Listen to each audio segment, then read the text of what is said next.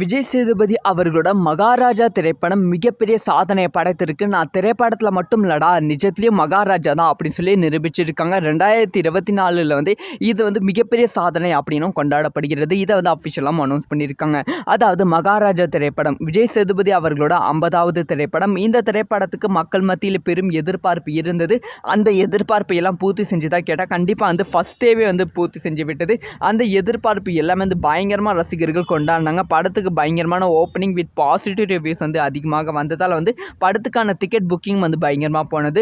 முதல் நாள் மட்டுமே உலக அளவில் 7 கோடிக்கும் மேலே வசூல் செய்திருந்தது. 2 நாள் முடிவில் இந்த திரைப்படம் 16 கோடிக்கும் மேலே வசூல் செய்திருந்தது.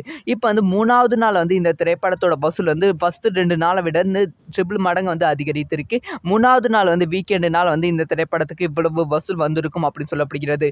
3 நாட்கள் முடிவில் இந்த திரைப்படம் 33 கோடிக்கு மேலே வசூல் செஞ்சிருக்கு அப்படிங்கிற ரிப்போர்ட் கிடைத்திருக்கு. இது 2024 வெளியான திரைப்படங்களை இவ்வளவு சீக்கிரமாக 34 கோடி வசூல் செய்த திரைப்படங்களை நம்பர் 1 இடத்துல தமிழ் திரைப்படத்தில் விஜய் சேதுபதி அவர்களோட மகாராஜா திரைப்படம் இருக்கு. இதனால் ரசிகர்கள் செமையாக கொண்டாடி கொண்டும் வருகிறார்கள். இதை பற்றி உங்களோட ஒப்பீனியன் என்ன?